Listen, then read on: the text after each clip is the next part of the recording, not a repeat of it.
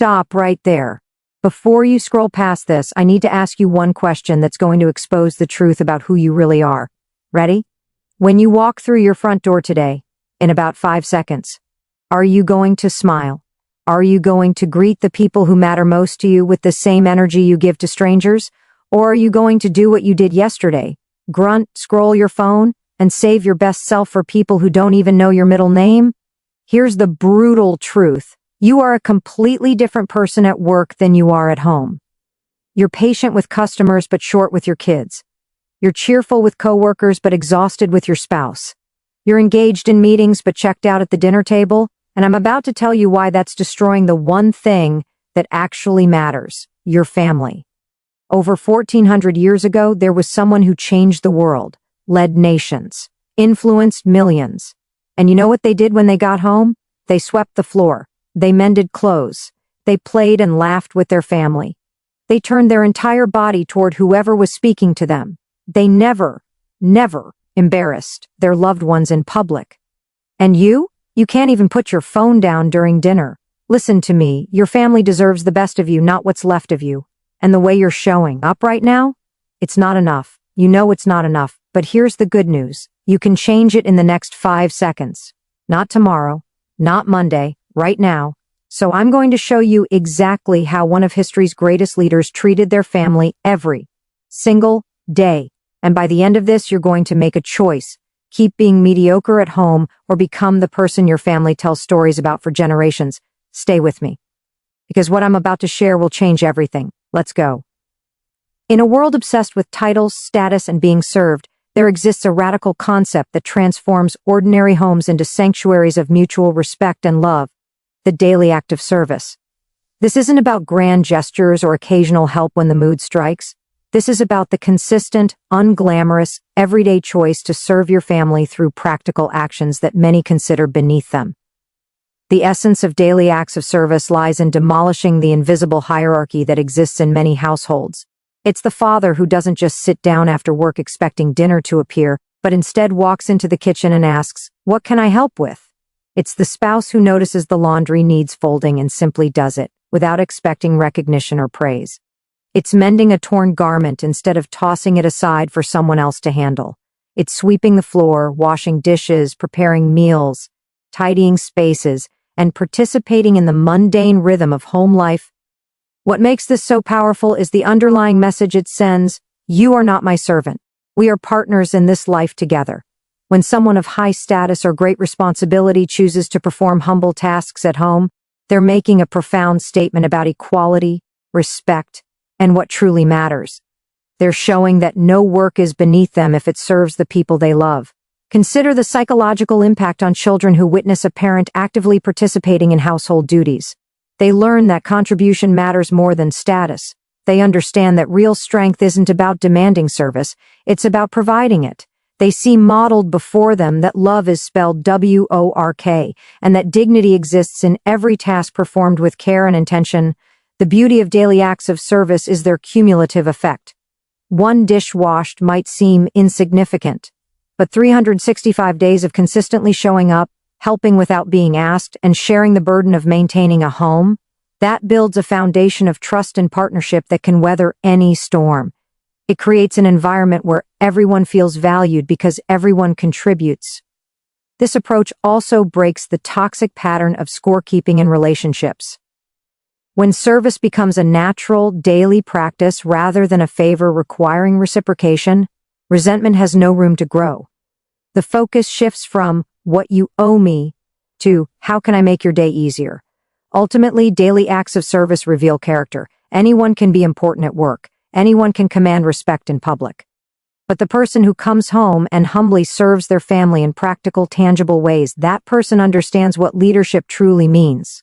In an age of perpetual distraction, the rarest and most precious gift you can give another human being is your complete, undivided attention. Emotional presence and active listening aren't passive activities.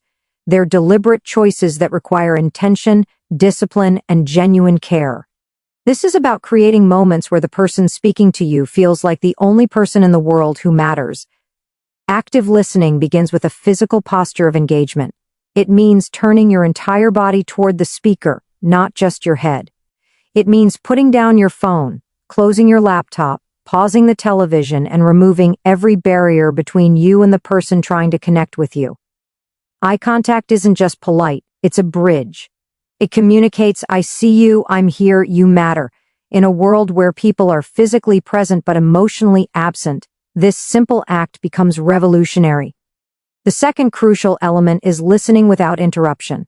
This is where most of us fail spectacularly. Someone shares a problem, and within seconds we're formulating solutions, offering advice, or worse, redirecting the conversation back to our own experiences. Oh, that reminds me of when True active listening requires silencing your internal dialogue. It means resisting the urge to fix, correct, or contribute until the other person has fully expressed themselves. Sometimes people don't need solutions, they need to be heard.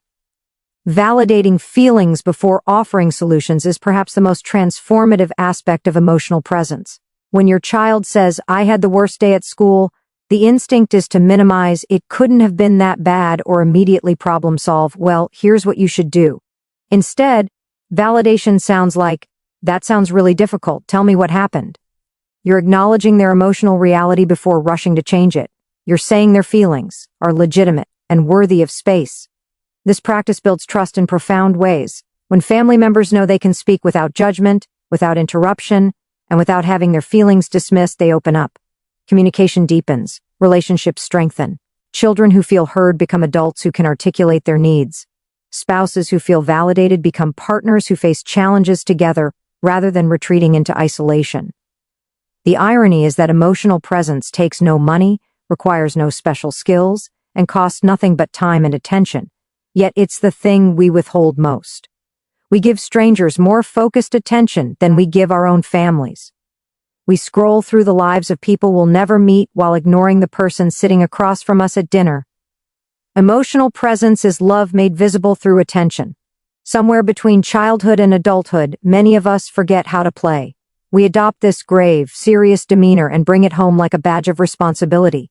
We convince ourselves that being a good parent or spouse means being perpetually serious, focused, and controlled. But here's what we miss. Playfulness and humor aren't luxuries in family life, they're necessities. They're the oxygen that keeps relationships alive and thriving. Playfulness at home means giving yourself permission to be silly, spontaneous, and childlike without embarrassment. It's getting down on the floor and actually playing with your kids instead of supervising from the couch. It's initiating a tickle fight. It's racing your spouse across the yard. It's making funny faces at dinner. It's turning mundane moments into adventures. Doing dishes becomes a bubble-blowing contest. Bedtime becomes story theater with ridiculous character voices. This isn't about being immature. It's about being fully alive and present in joy. Humor serves as a pressure valve in family dynamics. Life is hard, bills pile up, work is stressful, responsibilities weigh heavy. When you can laugh together, really laugh, you remind each other that you're more than just task managers sharing a space. You're companions on this wild journey. Gentle teasing, inside jokes, and shared laughter create bonds that formal interactions never could. They build a reservoir of positive memories that families draw from during difficult times. The key phrase here is not taking yourself too seriously. Many people carry their professional persona into their homes, maintaining an image of authority and control that leaves no room for vulnerability or silliness. But your family doesn't need you to be a CEO at home. They need you to be human. They need to see you mess up and laugh about it. They need to see that you can be goofy, that you don't always have to be right, that you can lose a game gracefully and celebrate their victories enthusiastically. Playfulness also teaches crucial life lessons. Children who play with their parents learn that joy is intentional, that adults can choose lightness even amid responsibilities, and that emotional regulation includes the ability to shift from serious to playful and back again. They learn that mistakes can be funny rather than catastrophic, that competition can be fun rather than cutthroat, and that life's best moments often happen spontaneously. The absence of playfulness creates homes that feel like institutions, functional but joyless. People coexist but don't connect. Conversations happen but laughter doesn't. Time passes but memories don't form. Playfulness transforms a house into a home, roommates into family, and ordinary days into treasured memories.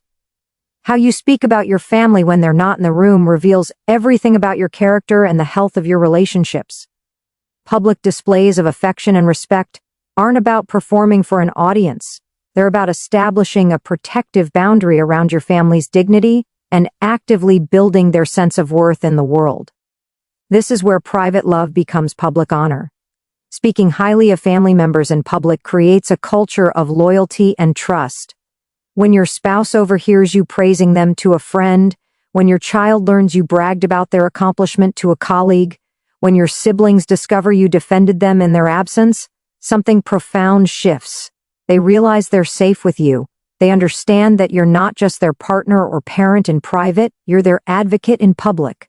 This builds a foundation of security that allows relationships to deepen because people know they won't be betrayed for a cheap laugh or a moment of commiseration. The contrast is equally important. Never belittling or embarrassing loved ones in front of others. Yet how often do we see this violated? The husband who makes jokes at his wife's expense during dinner parties. The mother who shares embarrassing stories about her teenager in front of their friends. The partner who corrects, criticizes, or undermines their spouse publicly. These moments might seem harmless, just joking around, but they inflict deep wounds. Public humiliation, even disguised as humor, erodes trust and breeds resentment. It sends the message, your dignity matters less than my entertainment or my need to look clever. Physical affection in public, holding hands, a gentle touch on the shoulder, an embrace, a kiss on the forehead, communicates to the world and to your family member. I'm proud to be with you. I'm not hiding our connection. You matter to me openly, not just behind closed doors. This is especially powerful for children who witness their parents showing appropriate affection. They learn that love isn't something to be ashamed of, that healthy relationships include tenderness, and that their family is united. Public respect also means defending your family's reputation. When someone speaks ill of your spouse or child, you don't join in or stay silent. You redirect a conversation or directly challenge the negativity. Your family needs to know that you're a safe harbor, not a fair-weather friend who abandons them when it's socially convenient. Ultimately, public displays of affection and respect function as declarations. This person is precious to me, and I want the world to know it. They transform relationships from private arrangements into public commitments, building dignity, security, and unshakable trust. Conflict is inevitable in any family. The question isn't whether disagreements will arise, it's how you handle yourself when they do. Patience during conflict represents the highest form of self-mastery and the deepest expression of love. It's the choice to protect your relationship even when your emotions are screaming for release, to preserve dignity even when you feel justified in destroying it. Choosing silence over harsh words during heated moments is an act of profound strength, not weakness.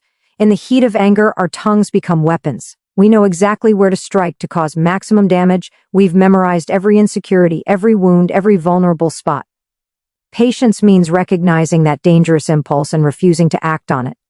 It means clenching your jaw, walking away if necessary, and allowing the fire to burn down before you speak. This isn't about suppressing feelings or avoiding conflict, it's about timing. Words spoken in rage are arrows that can never be retrieved.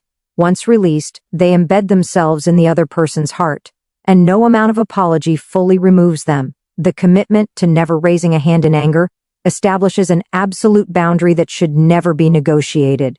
Physical aggression, hitting, pushing, throwing objects, intimidating through size or strength, is where conflict crosses into abuse. This boundary protects everyone in the household and models for children that disagreements, no matter how intense, never justify violence.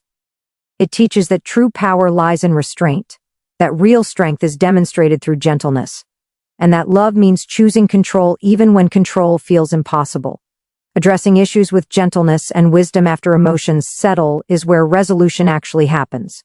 When the adrenaline subsides, when breathing returns to normal, when perspective replaces reactivity, that's when productive conversation becomes possible.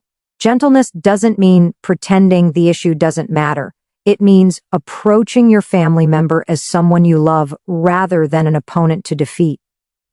Wisdom recognizes that the goal isn't winning the argument, it's strengthening the relationship. It asks better questions. What's really bothering me? What does this person need right now? How can we solve this together? This approach requires emotional maturity that many adults never develop. It demands recognizing that your feelings, though valid, don't give you permission to harm others. It requires understanding that how you fight matters more than what you fight about, because your conflict patterns either build trust or erode it over time. Patience during conflict communicates something essential. I love you more than I love being right. I value our relationship more than I value venting my anger. The most profound transformations in family life don't come from grand gestures or expensive vacations. They come from the small, consistent actions repeated so often they become the fabric of daily existence. Consistent small gestures are the compound interest of relationships. Individually, they seem insignificant. Collectively, over months and years, they build bonds that can withstand any storm. Greeting family members warmly sets the emotional tone for every interaction. It's the smile when you walk through the door after work, the enthusiastic "good morning" that starts the day. The genuine "I'm so glad to see you" that makes someone feel valued.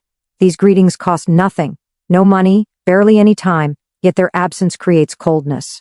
When you consistently greet your family with warmth, you're establishing a micro-ritual that says, "Your presence brings me joy." You're creating predictability in affection, which builds security. Children especially internalize these patterns.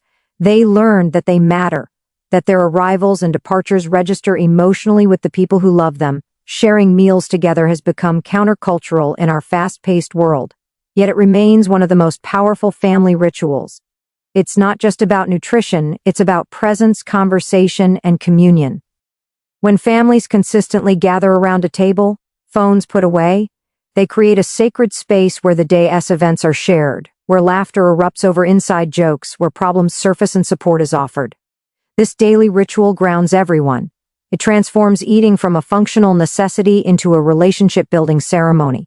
Asking about someone's day and genuinely listening to the answer is an underestimated act of love. How was your day can be thrown out as a formality, or it can be asked with real curiosity and attention. The difference is everything. When you consistently ask and listen, you're communicating that the details of their life matter to you. You're staying connected to their experiences, their challenges, their small victories. This prevents the slow drift that happens when family members become strangers living under the same roof.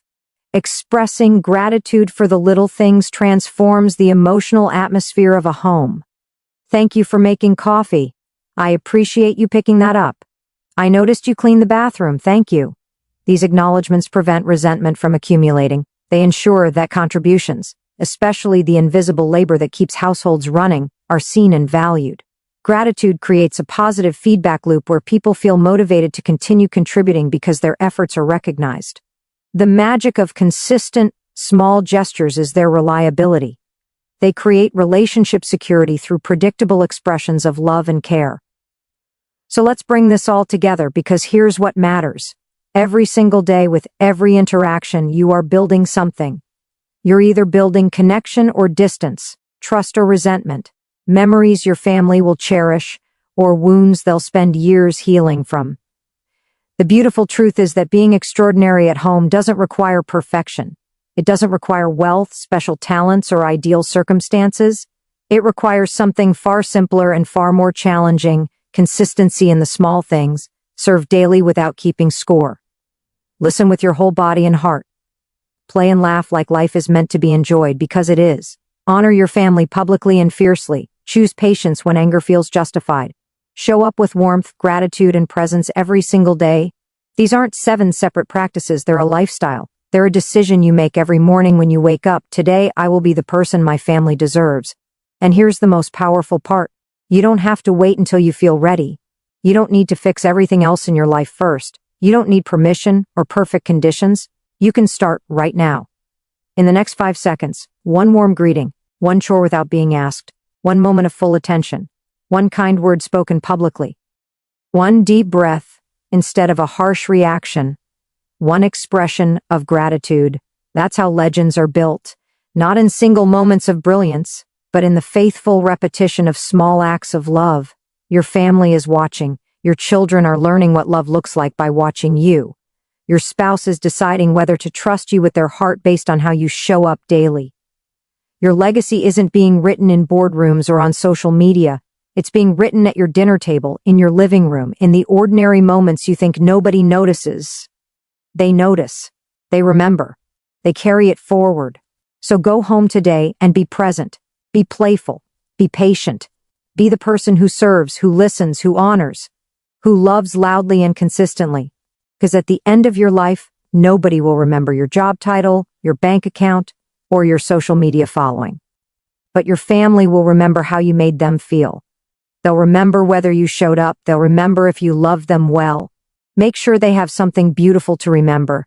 The time is now.